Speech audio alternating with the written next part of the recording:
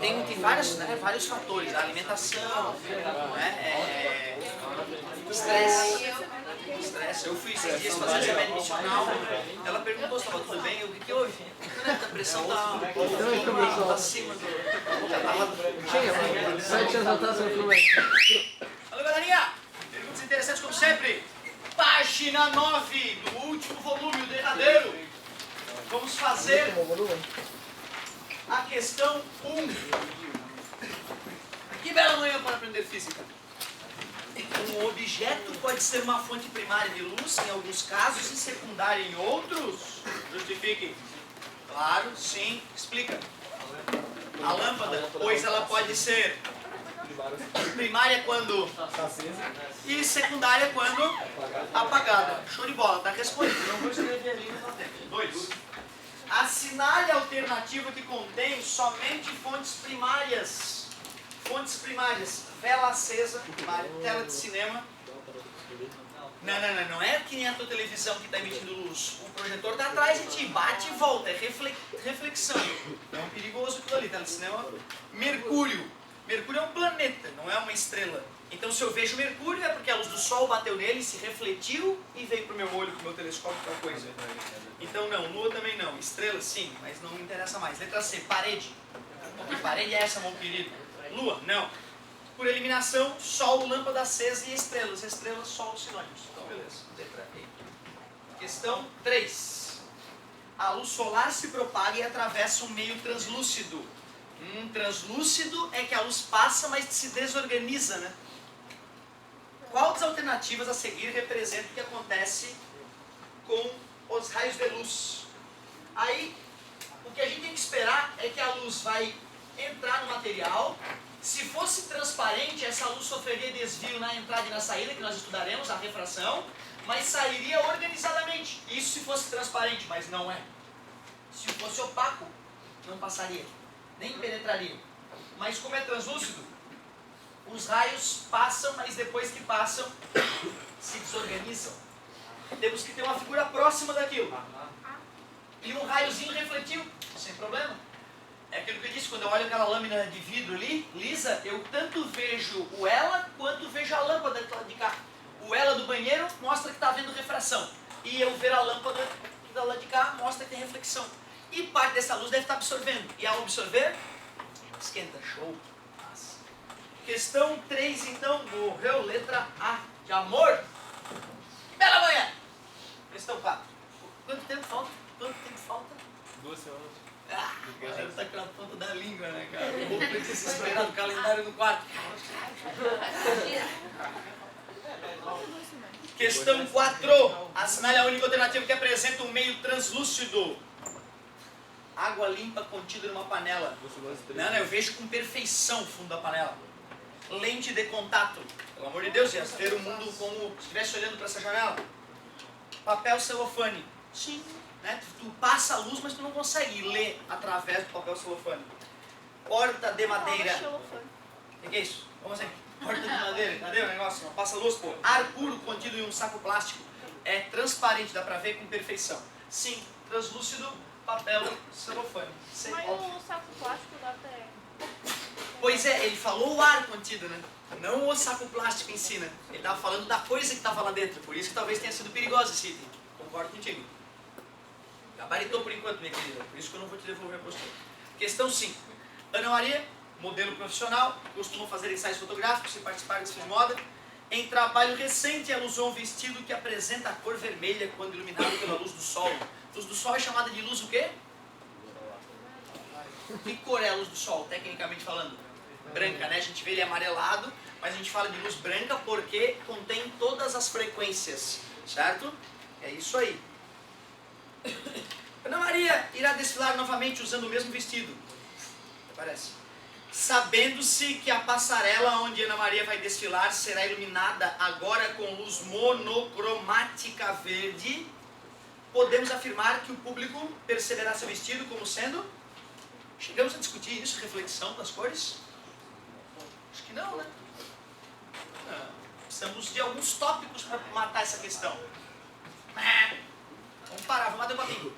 É que eu acho que assim, a gente chegou a bater papo sobre isso, mas não chegamos a documentar alguma coisa, né?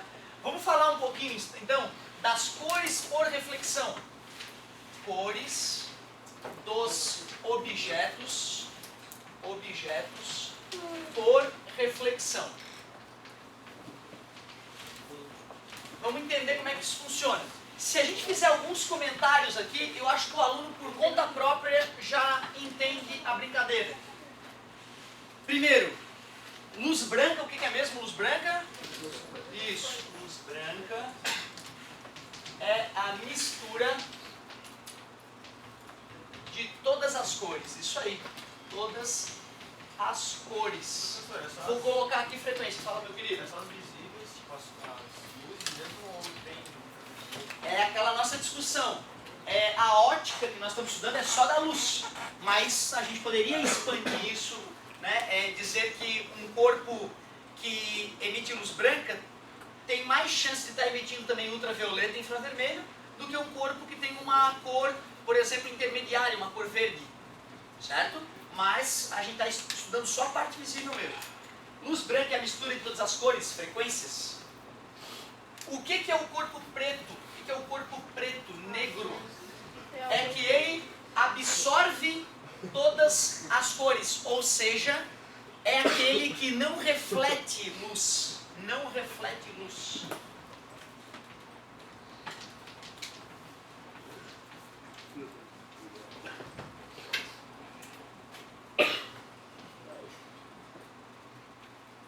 O que é o corpo que a gente chama de vermelho? Primeiro, só faz sentido em chamar um corpo de vermelho se ele estiver sendo iluminada com luz branca, porque senão a cor que tu enxerga não vai ser a cor verdadeira do corpo. Ou seja, quando a gente fala que um corpo é vermelho, o que a gente está dizendo? A gente está dizendo que ele reflete apenas isso. Outra combinação de cor. Aí é que tá.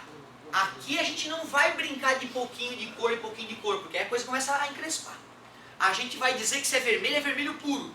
Então se eu iluminar com uma luz que contenha vermelho, eu vejo vermelho. Não vai ter mistura de cor. Que nem guache, cara, mistura e dá uma outra cor. Não vai ter essa preocupação nesse momento, por enquanto. Certo? Então, ó, vermelho reflete apenas a cor vermelha, absorvendo as demais. Absorvendo as demais. E isso vale para o azul. O que eu escreveria sobre o azul? É o corpo que apenas azul absorve as. Depois disso, é contigo. Depois disso, aí eu posso te questionar esse tipo de coisa. Eu estou vendo vermelho porque reflete o vermelho. Só o vermelho. Vamos supor que não tem nenhum outro tipo de pigmento ali. Pode ter na prática. Mas quando a gente diz na física cor vermelha, é monocromática, digamos. Uma única cor. Se eu iluminar essa blusa vermelha com uma lâmpada amarela, monocromática, o que eu veria? Preto, porque aí ela não vai refletir. E quando um objeto não reflete luz nenhuma, o nosso cérebro diz pra gente preto. Que nem a cor do moletom. Beleza? Ou seja, acabou a ideia. Agora, tu só tem que tomar cuidado quando o corpo é branco, né? Porque se um corpo é branco, quando iluminado com luz branca, é o indicativo... reflete todas, já que luz branca é todas as cores. Então esse corpo branco, se iluminado por uma luz monocromática vermelha, vermelho, amarelo, exatamente, ou seja, o branco, de certa forma, é o caso especial. Ele iluminado, o corpo branco, aquele corpo que reflete todas as cores, ele vai ter sempre a cor da luz que o ilumina. Concorda comigo? O corpo que tem uma cor já definida, azul, amarelo, verde, esse cara, iluminado com luz branca, tem a cor que dá nome a ele. Concorda comigo? Vai ter uma cor que é ela própria, se tu ilumina com a cor certa. O cara é azul, ilumina com luz azul, vou ver azul. Mas se eu erro a luz, preto, porque ele absorverá. Beleza? Cara, o pessoal, algumas vezes eu percebi um pouco de dificuldade de digerir essa ideia. E tu pode pensar, se tu quiser, em bolinhas, porque a luz, ela pode ser uma onda, mas ela também apresenta comportamento de partícula, de bolinha. Como uma bolinha batendo no teu corpo, a luz funciona assim. E a luz branca é bolinha de todas as cores chegando no teu olho. teu cérebro confuso com tanto tipo de fótons coloridos, vomita para ti branco. Quando não chegam fótons na tua retina, tu vê preto.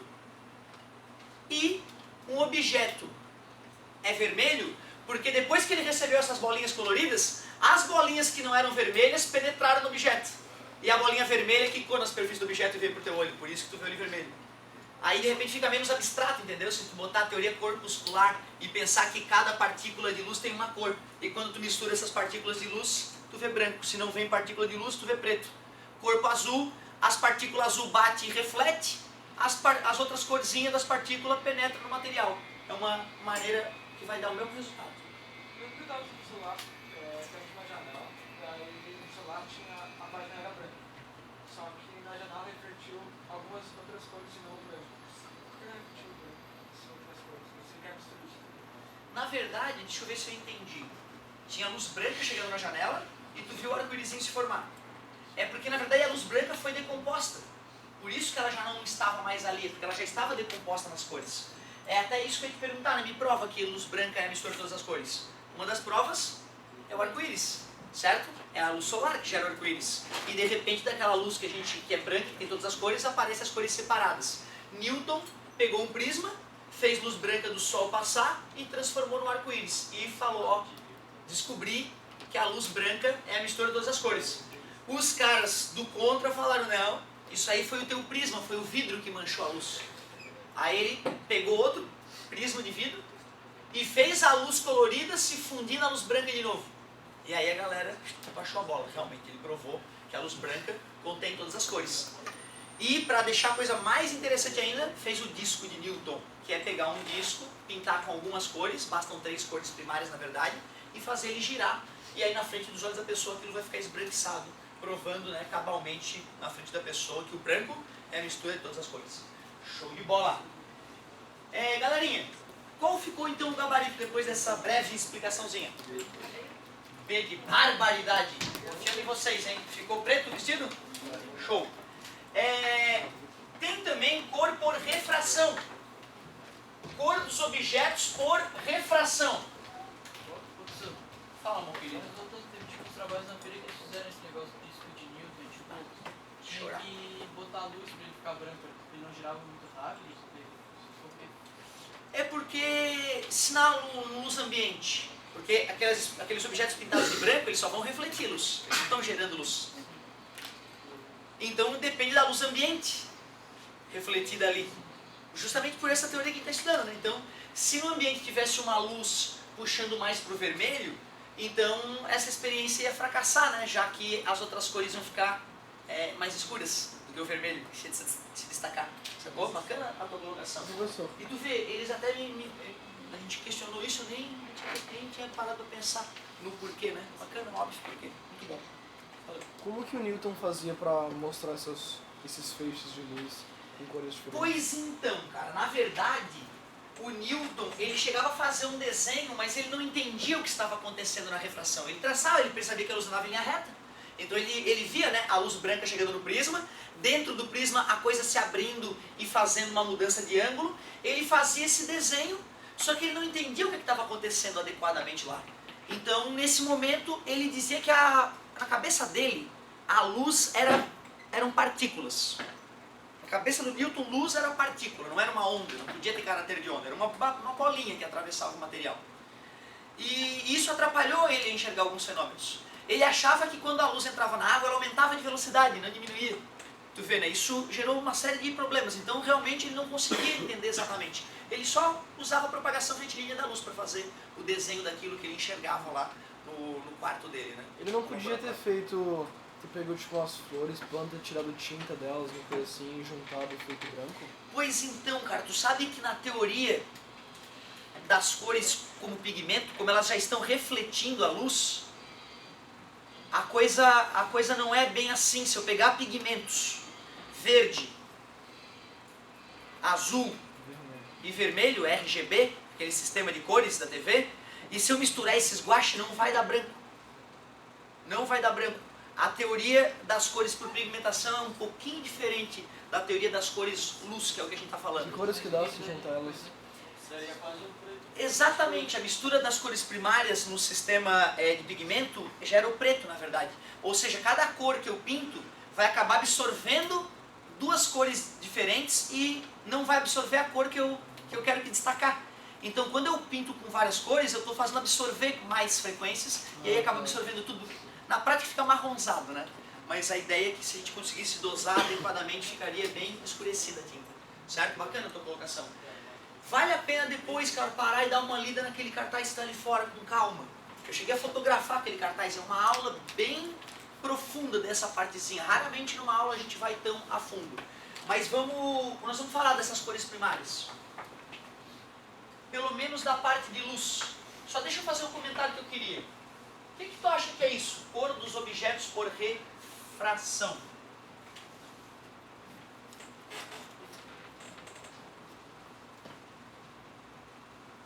Hein, gente? Me ajudem. O que tu acha que é isso? Cor do objeto por refração.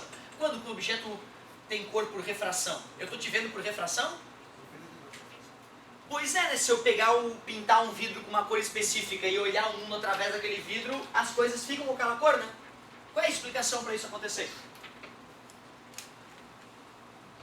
Por que tu acha que se eu botar avermelhar esse vidro e for olhar vocês através desse vidro, eu vou ver a camisa de vocês avermelhada? Como isso se explica? A tua é branca, né? Então quer dizer que está refletindo todas as cores. Quando vai passar pelo vidro, eu vou acabar absorvendo muito mais as cores que não são vermelhas e vou deixar passar a cor vermelha. A única diferença é que em vez de refletir, eu deixo passar uma cor específica. Por que alguém faria isso? Por que alguém botaria um objeto de uma cor, um objeto transparente, uma cor, para olhar o mundo? Claro, não estou falando só da parte estética, né? Um óculos diferente, uma cor diferente, mas deve ter algum objetivo, né? Poderia ser, poderíamos pensar no 3D, só que o 3D, por incrível que pareça, a cor azul e vermelha é bobagem, não é o importante. O importante é a polarização que a luz sofre num olho e no outro. Já te falei como é que era o 3D? Mas eu expliquei nessa sala como é que é o 3D? Vamos entender isso, cara, porque aí eu já vou aproveitar, meu Deus, pouco viajando. Eu vou aproveitar e vou te falar de um fenômeno muito interessante, polarização. Vamos falar de um monte de coisa interessante então. Primeiro, polarizar. Onda, ondulatória, última matéria do ano, a gente vai bater um papo rápido sobre ondas. Mas não é aquela onda do mar, do surfista, que quebra. Onda na física é uma perturbação que transmite apenas energia, não matéria. Se tu pegar uma rolha, deixar boiando numa piscina e jogar uma pedra a alguma distância da rolha e ficar olhando para a rolha, tu vai ver que a rolha só vai subir e vai descer. Ela não vai ser arrastada pela onda, que nem a onda do surfista. Aquela onda do surfista não é onda na física. Loucura, né? Um dos fenômenos ondulatórios muito interessantes que nós vamos estudar é a polarização. Corda. Toda criança já pulou corda, já brincou. Já percebeu que se tu pega uma corda e estica a corda, tu e um amigo teu, se tu começa a sacudir a corda faz uma onda, né? Que vai em direção ao colega. Onda na corda. Essa onda na corda, eu posso sacudir a corda só assim, ó. E aí a onda vai vibrar na vertical, enquanto ela se propaga na horizontal. Eu vou te ensinar que isso é uma onda transversal. A vibração é transversal ao deslocamento. Eu poderia sacudir a corda assim, né, gente? E a onda teria vibrações horizontais. E o deslocamento é horizontal, só que a vibração ainda é atravessada em relação ao deslocamento. Então ainda é uma onda transversal. Eu posso chegar e começar a sacudir assim, ó. Tu concorda que se eu começar a sacudir a corda loucamente, vão ter pulsos vibrando assim, pulsos vibrando assim, pulsos vibrando assim, a corda vai ficar toda destrambelhada. Concorda comigo? Nada demais, né? Quando eu comecei a sacudir a corda loucamente, a onda na corda não era polarizada. A onda é polarizada quando ela vibra em apenas uma direção. Se eu sacudo a corda assim, a onda é polarizada, polarizada na vertical. Se eu faço assim, a polarização é... professor, eu escuto na rádio. Rádio não sei quantos megahertz, polarização horizontal. O que é isso? É que tu tem que botar a tua antena na horizontal, porque o campo elétrico passa vibrando na horizontal e vai fazer a corrente elétrica na antena melhor se a antena for na horizontal. Televisão, polarização vertical. Ele está te dizendo, ó, o campo elétrico da minha onda de rádio vibra na vertical. Então bota a tua antena na vertical, para o campo elétrico atingir a antena e transmitir como? Sim, TV é onda de rádio. Rádio porque foi a primeira, onda hertziana. Só que aí depois a gente viu, dá pra passar som, dá pra passar imagem junto, dá pra passar mais informação, basta aumentar a frequência. É porque é pela frequência que a gente transmite a informação, certo? Na FM, Frequency Modulation. AM, a gente transmite a informação pela amplitude. Amplitude, modulação da amplitude, eu não sei falar isso. Está sendo final? Como? Onda de rádio no começo. Mas a galera percebeu que a onda de rádio, por ter uma frequência limitada, não era o suficiente. E aí, para aumentar a transmissão de dados do satélite para a Terra, a gente começou a usar micro-ondas. Então, satélite, a maioria, hoje funciona na faixa do micro-ondas. Tu vê, né? Não é só para esquentar comida em casa, pelo contrário, isso é uma das aplicações mais frívolas, digamos assim. Muito profundo. Ô, galerinha, fiz a onda polarizada? Não. Aí nós vamos pegar a porta, serra tico-tico e vou cortar uma fresta aqui. Só essa madeirinha eu tirei. E que coincidência, a minha corda é grossa e ela encosta aqui nas bordas dessa fresta. Peguei a porta, as colegas seguraram a porta para mim, muito obrigado. Passei a corda pela fresta que era vertical, certo? A corda tá bem justa. E eu vou lá, pego a super corda de navio e começo a sacudir loucamente a corda. Eu te pergunto, se elas estiverem segurando a porta rigidamente, vocês verão após a porta, a corda vibrará como? Só assim. Já que eu fiz o corte na porta assim, né? Essa porta agora tem um nome bonito, polarizador de ondas em corda. O que é um polarizador? É uma coisa que filtra a onda, permitindo que só aquela que vibra numa direção específica atravesse. Os outros pulsos são bloqueados. Pensando numa onda na corda, é fácil entender a brincadeira. Pensem comigo, mesma coisa. A fresta agora está assim. Vai passar o quê? Ondas com vibração horizontal. Obrigado. Se eu pego uma porta, boto com a fresta na vertical e a galera aí do lado, a fresta na horizontal. E eu começo a sacudir a corda loucamente. O pessoal que está entre essas duas portas veria vertical. Esse pulso vertical vai atingir a fresta horizontal. E aí? Não vê nada, né?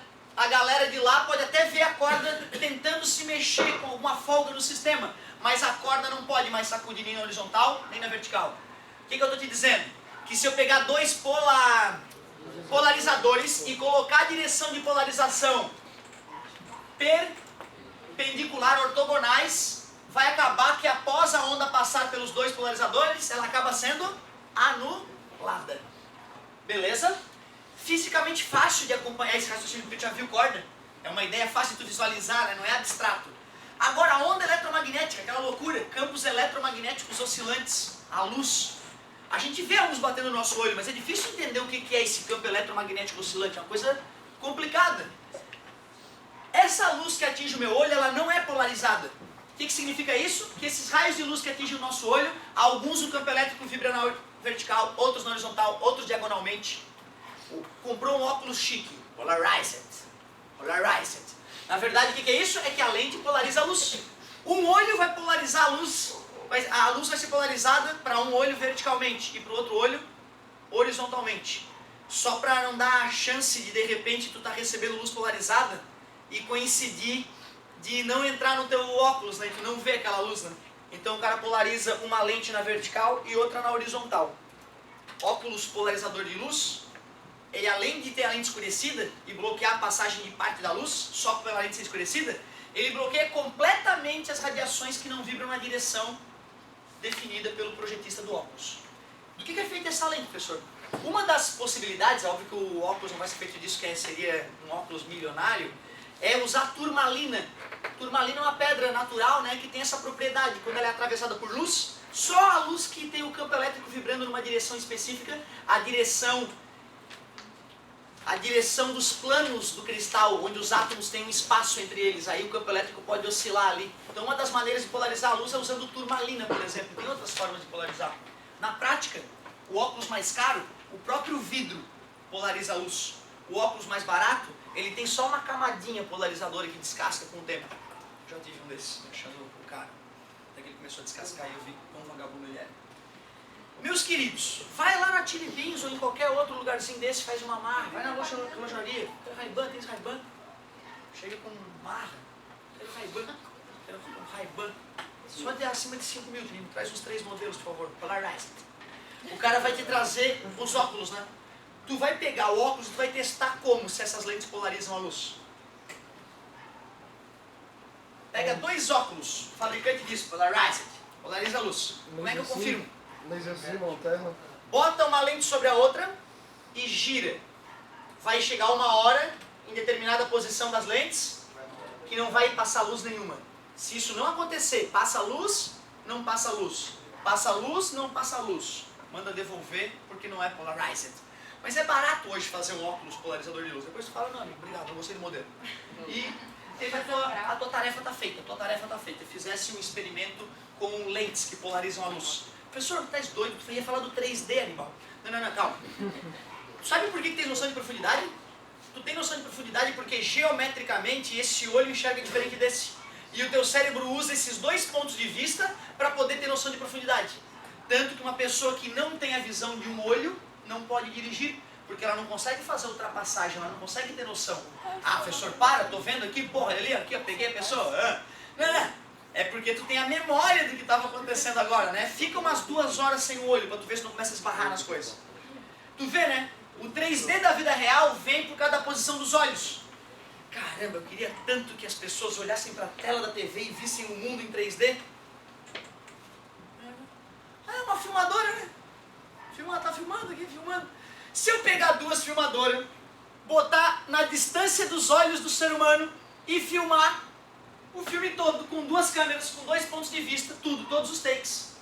Se depois eu projetar na tela do cinema as imagens juntas, não vai adiantar porque elas vão se misturar, Cacilda. Um olho tinha que receber a imagem de uma câmera, o outro olho tinha que receber a imagem da outra. E não pode misturar. Vou fazer a imagem de uma com a luz polarizada no sentido, a imagem da outra projeção polarizada com a luz no outro sentido, e vou botar um óculos que vai filtrar qual câmera, qual olho vai receber. Então, quando a gente no filme 3D com aquele óculos, um olho está recebendo a imagem de uma das câmeras, e o outro olho está recebendo a imagem da outra câmera.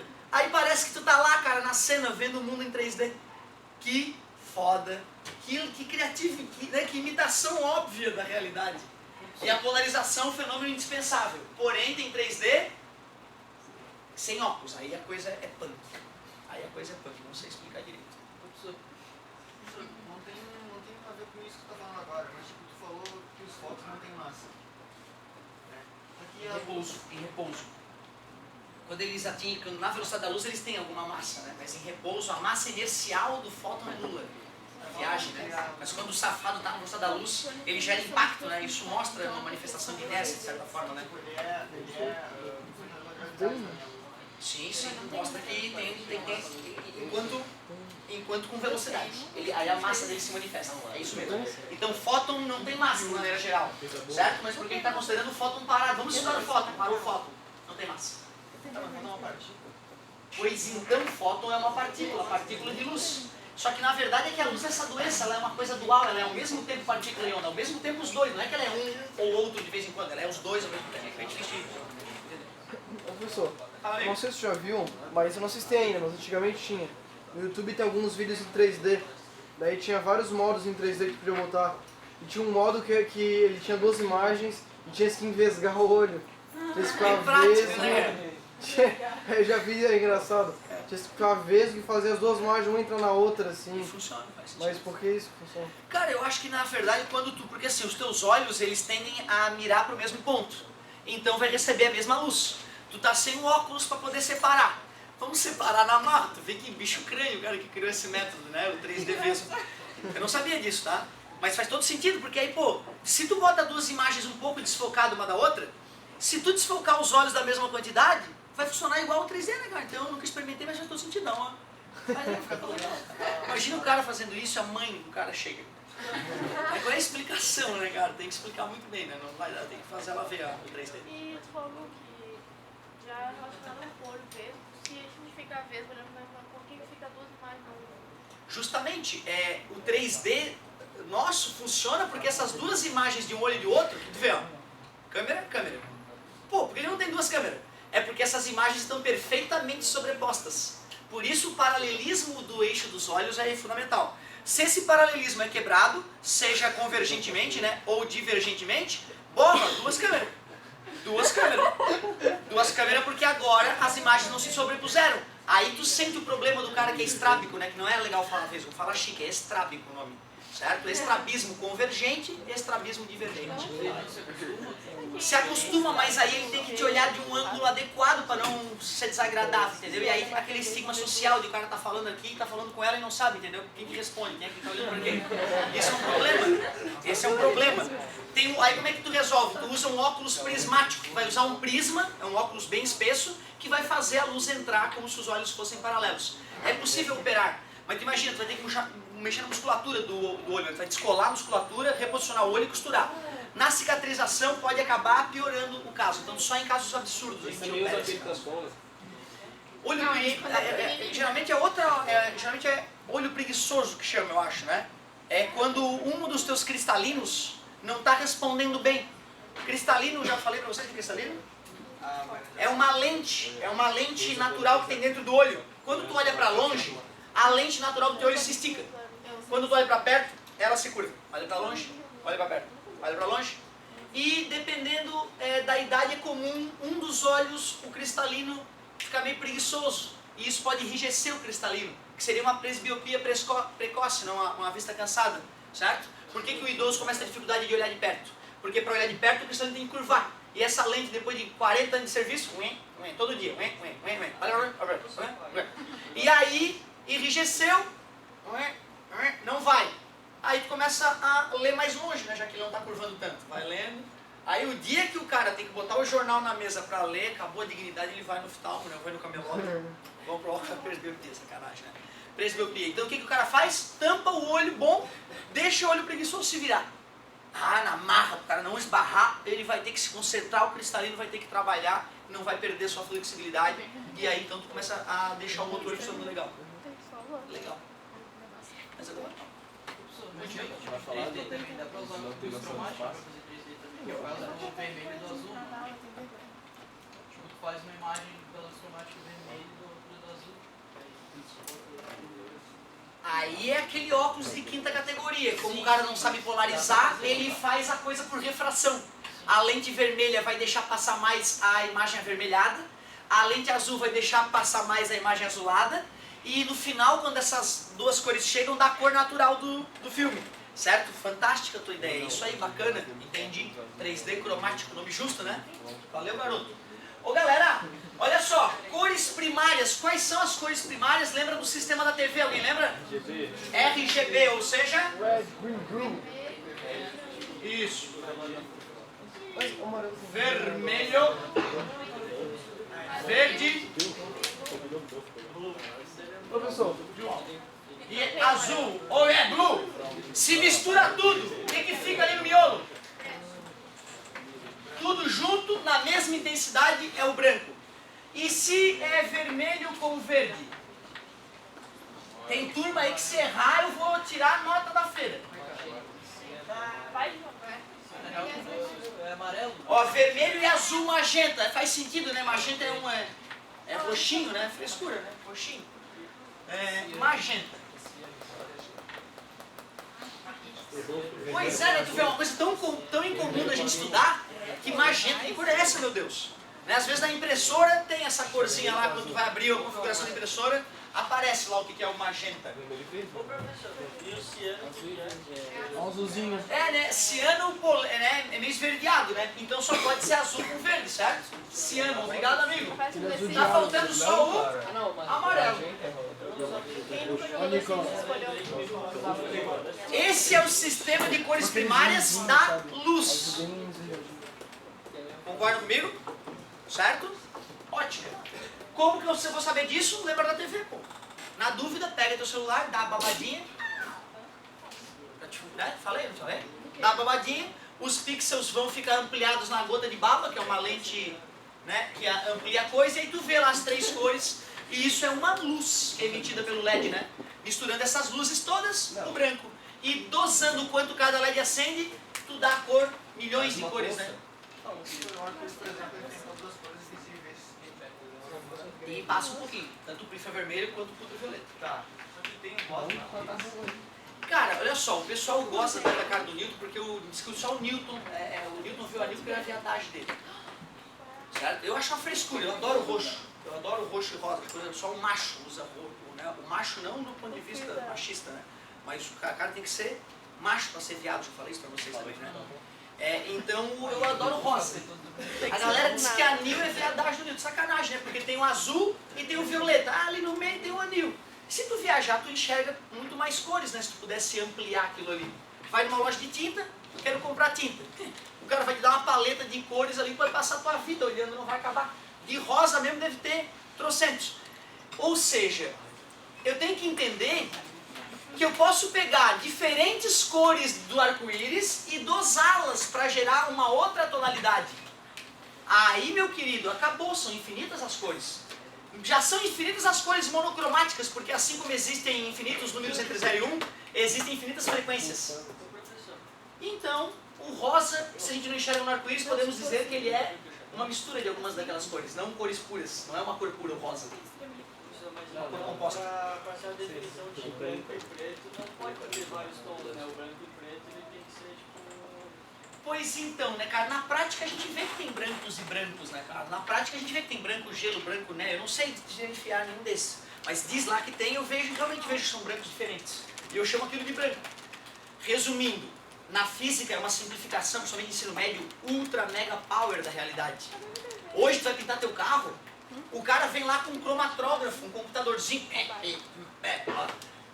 bota na lataria, o computador mede que cor é aquela e faz a tinta exatamente igual a do teu carro, desgastado pelo sol, do jeito que tu usou o teu carro.